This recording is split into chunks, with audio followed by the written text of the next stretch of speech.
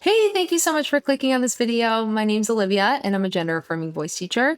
I'm also a singing teacher, if you can believe, and a singer. And so I often get asked about those two things, gender affirming voice and singing. Is it the same thing? Is it different? If you do one thing, can you do the other? If you do both things, I don't know. Most people think of speaking and singing as completely different skills, right? I think that most people would say, okay, yeah, I can speak, but singing is terrifying to me. I can't sing. But singing is a skill just like anything else. And I think that when you're working on gender affirming voice training, singing can be a really great supplement to that. With speaking and singing, you're using the exact same vocal mechanism and you're working on some of the same techniques, but using them in slightly different ways. So I think especially for beginners, practicing singing alongside of gender affirming voice can be a really, really great thing. So in this video, I'm going to share the 5 reasons why you should be practicing singing along with your voice training. So let's get started.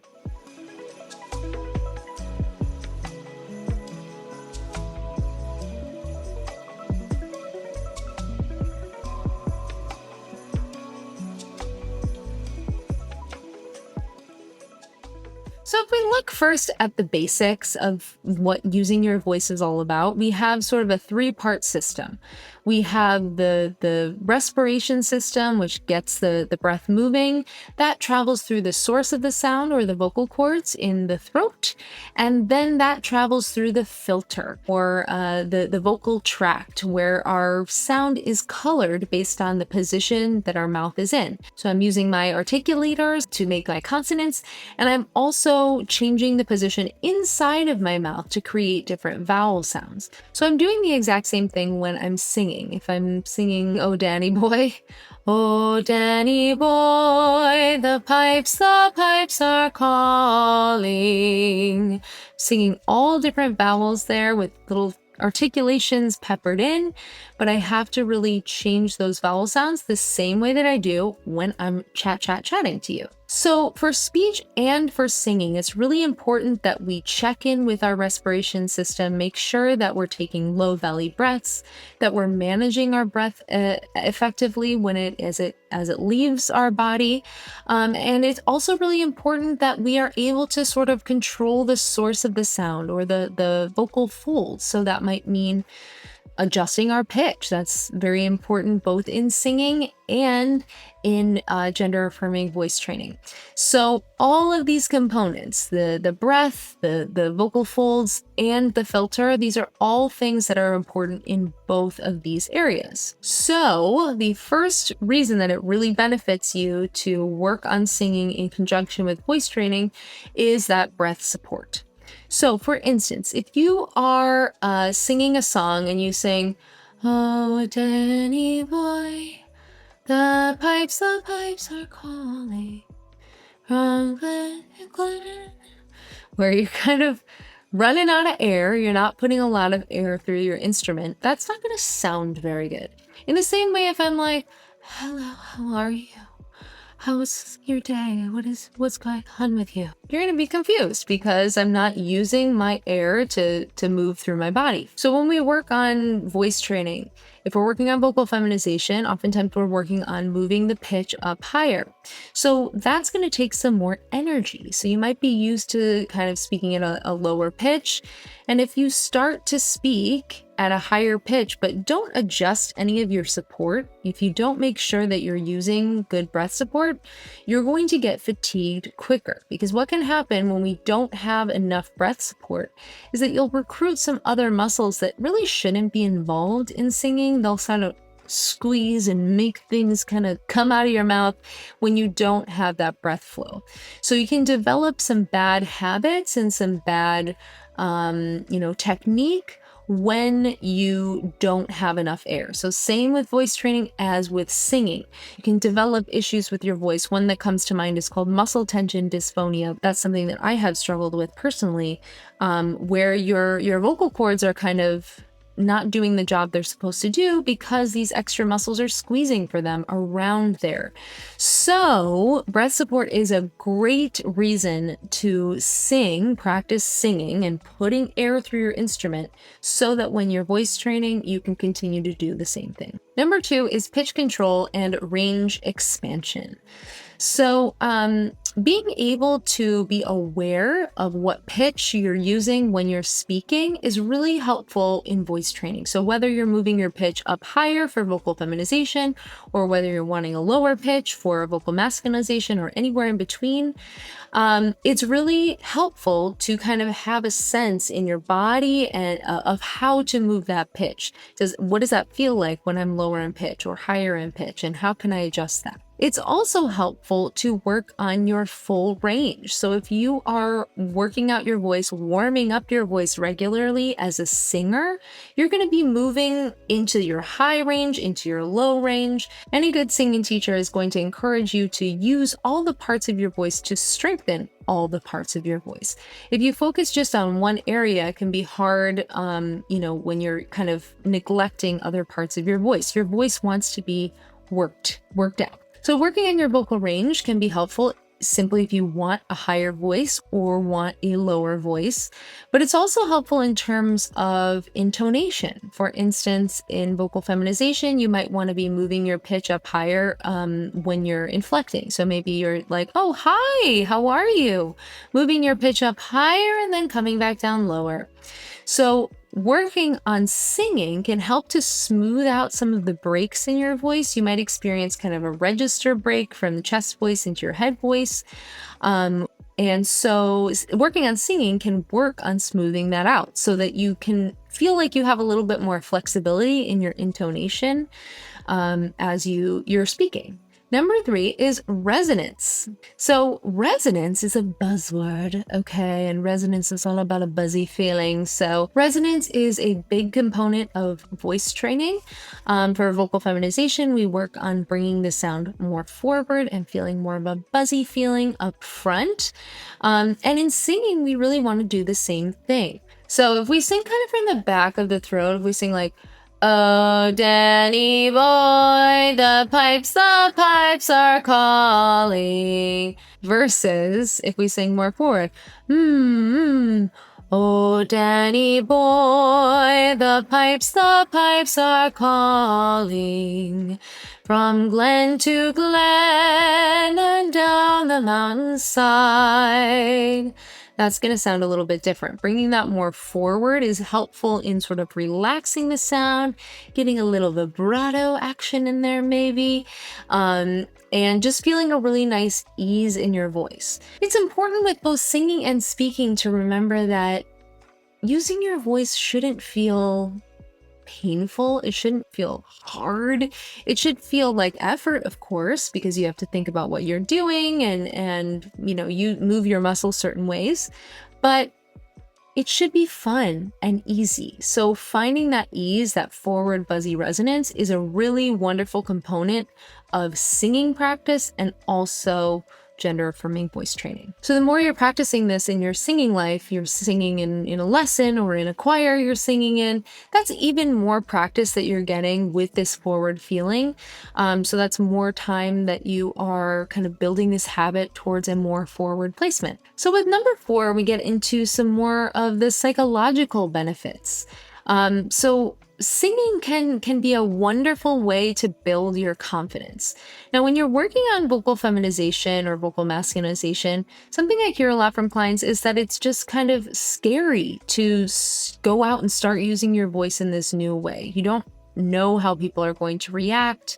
You don't know how you're going to do in these new situations when you're using your voice conversationally. So it takes some confidence to get out there and put yourself out there and try in these new situations. So with singing, it's the same thing. I think they say that public speaking is people's biggest fear. Maybe that and spiders. But I think that people also have a similar fear of singing, of getting up in front of people and singing.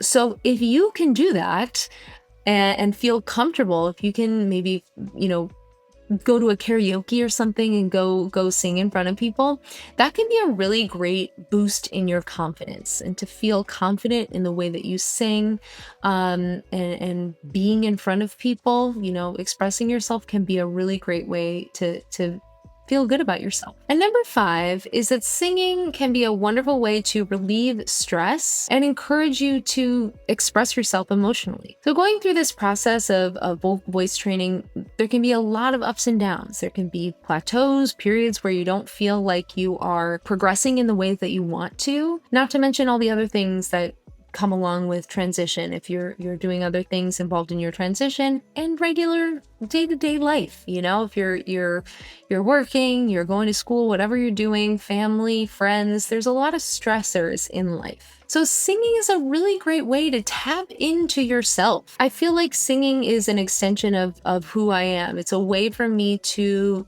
let something out. It's a way for me to connect with a song, maybe with the lyrics that I'm singing, or just the feeling in the body, to put myself in front of people, build the confidence, or make a statement with what you're singing.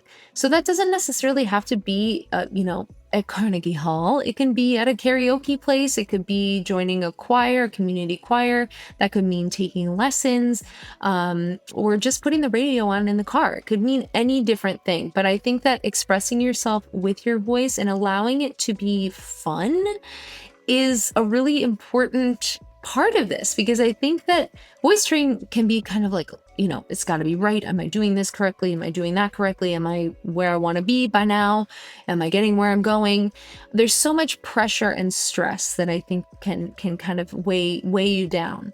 So using your voice in a different way, of this, finding joy and finding freedom in your voice, can be a really, really great way to get there. So if you're feeling inspired, if I've convinced you, which I hope I have, I wanted to share just a few practical tips to kind of get you started on your journey. So number 1 is to start with some vocal warm-ups. So using SOVT exercises like we do for gender affirming voice training, things like using a straw in water, humming, you doing lip trills. Just simple exercises are a great way to get in touch with your voice. So you can find some stuff online like vocal warm-ups, and you can try to sing along with them. Mom, mom, mom, mom, mom, mom, mom, mom, mom, something like that. I'll link some down below. But just a way to kind of have some fun, do a little challenge with some different warm-ups. There's just tons of stuff that you could sing along to online.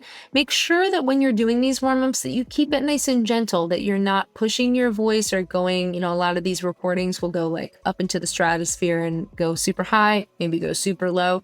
So drop out whenever you feel like you need to take a break. But yeah, I think that's a good place to start. Another important thing is to choose songs that you want to sing based on not only your goals, but also where you are right now. So, not every song is going to be suited for every voice. And what I mean by that is that we have things called keys. So you might hear a song that feels really high. So that might not be the right key for you. So there are apps like, or websites like Music Notes, for instance. That's a place where you can buy sheet music, but they can actually change the key for you. So if there's a song you really like, a new pop song or musical theater, if you like that, you can go on Music Notes, and I know there's other places like this too, but you can go on Music Notes and you can actually change the key. So if the song is too high or too low, doesn't quite fit your voice, you can adjust that so that it makes it a little easier to sing. So that's a really great way to sing the songs you like, but kind of meet you where you are. So as you continue to work on your voice, you might say, okay, well, maybe I can try and work on that key. Maybe I want to try and bump that up a half step or a whole step in a few weeks and see if I can do it. So when it comes to the key, that's something you can always change. So if it's a goal of yours to sing something in the original key or to move your range higher or lower, you can always be thinking about that as a goal. Maybe, in the next few months, I want to move this song up a whole step and see what that feels like. And finally, it's a great idea to work with a teacher.